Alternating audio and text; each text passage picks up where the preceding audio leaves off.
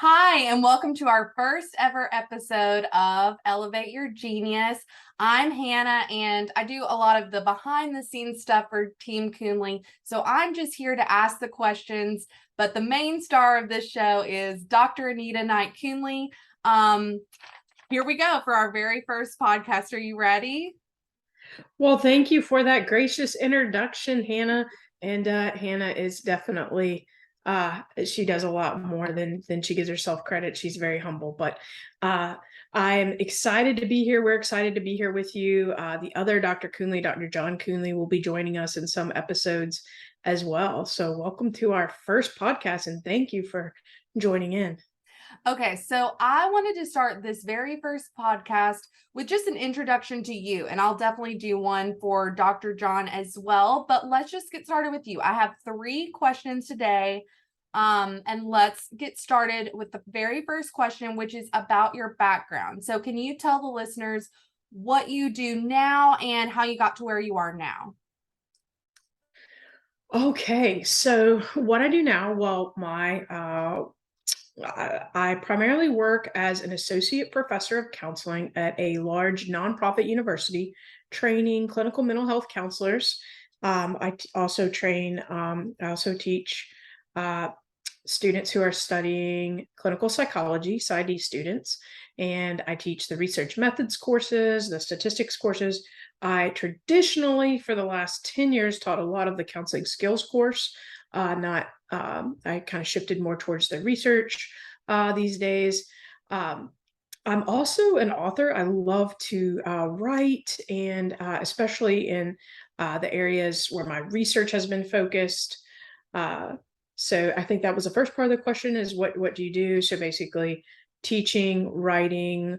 Um, I have been doing some private practice, getting back involved in private practice, and seeing a few clients is the plan moving forward.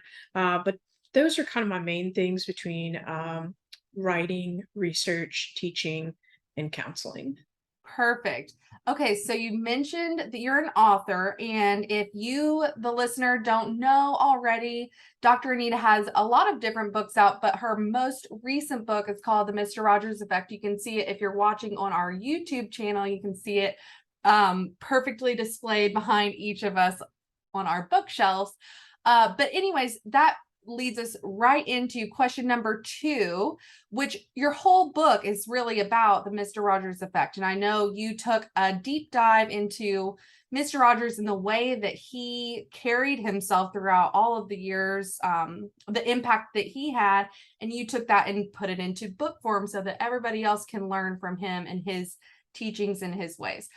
That leads me to the question number two, which is what is your, and this is a hard question, what is your favorite quote that Mr. Rogers spoke? Oh, just one. That's Oh hard, man. right? What about top three? Can I give you my top Okay, three? you can do top three because you are Top Mr. Rogers expert. So yes, you can give us three.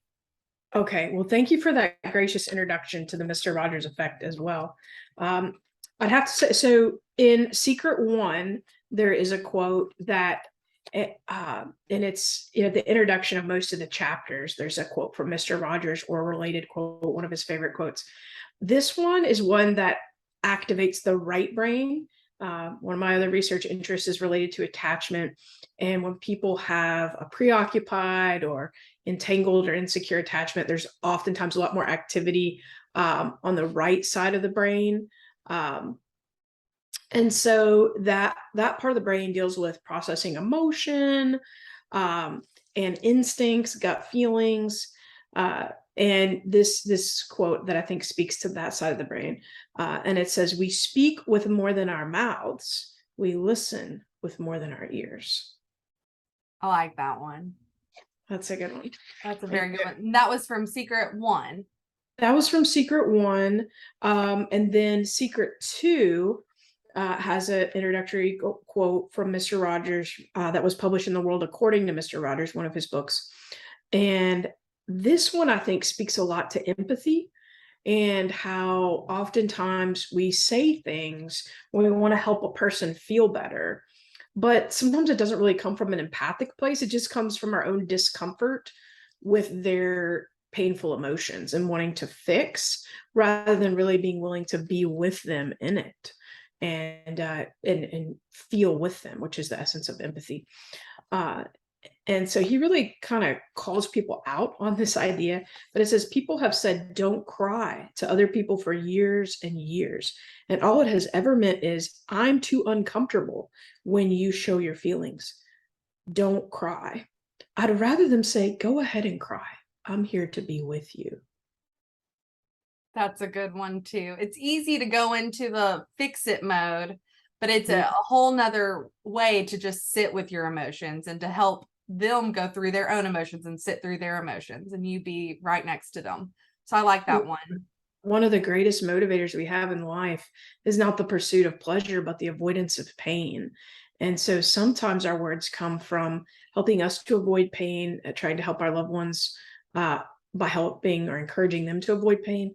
However, part of the healing process, we have to be willing to face our pain and sit with it before we can really move past it. So I think that's such a powerful quote. And then the third one, Okay. I think this might be my favorite of all, and I'm going to paraphrase, so it may not be exact, but this comes from a message that Mr. Rogers heard from his grandpa, who he was named for. His grandpa was Fred McFeely, and he was named Fred Rogers, and he named his speedy delivery man Mr. McFeely.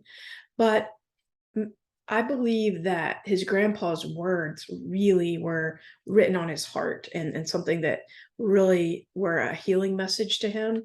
And so much so that he ended nearly every episode of all his programming with this message and paid that message forward to children all across the United States, all across Canada for over 800 episodes over 30 years. And the message that he heard from his grandpa was, Freddie, you've made this day a special day just by your being you. There's no one else in the whole world like you, and I like you just the way you are. And he took that and shared it and reminded his viewers of the same thing. I love it. That's such a good quote and such a good thing that we can take with us. So it's interesting that he did that after every single episode. Is that right?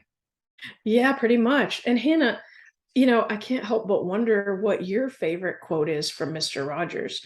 If you have a favorite from those that we've talked about, or maybe some that you've read, I wonder if one stands out to Well, you.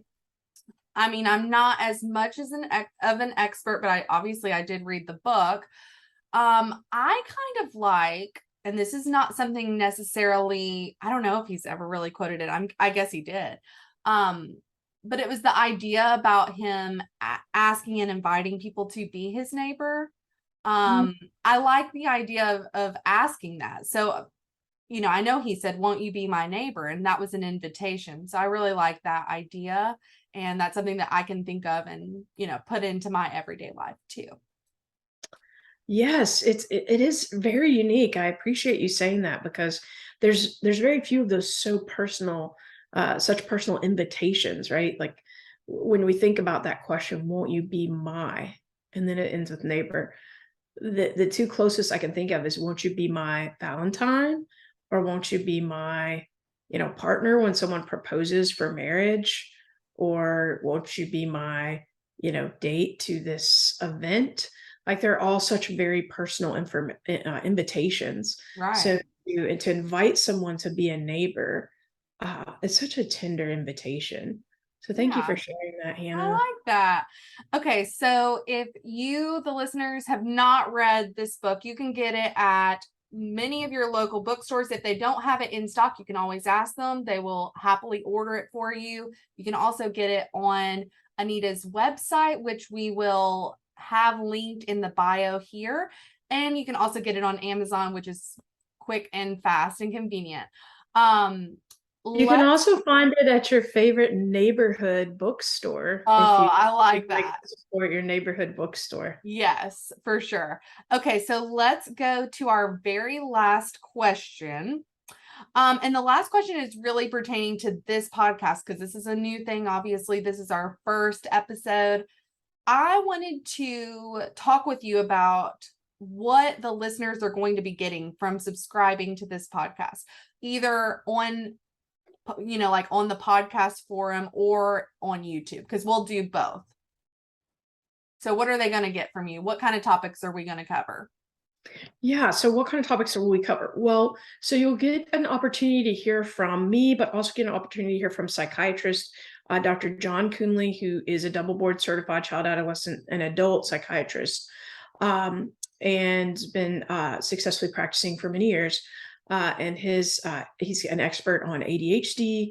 My expertise is in the area of attachment and relationship styles. I'm a certified coder in the adult attachment interview.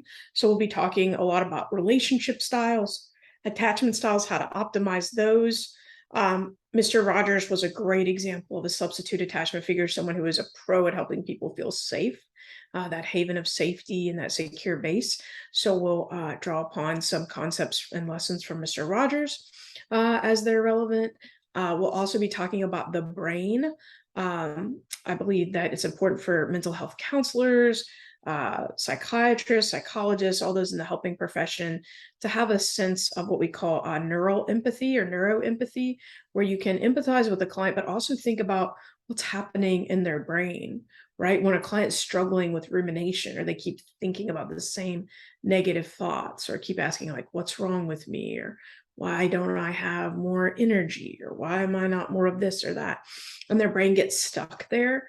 For example, one of our colleagues, Dr. Amen, say, stop, that's my anterior cingulate gyrus getting stuck.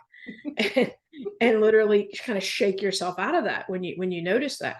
But having empathy to know that while someone is actually experiencing something in their brain that is maybe not working as well as they'd like it to, and it's interfering with them being able to shift gears and switch thoughts.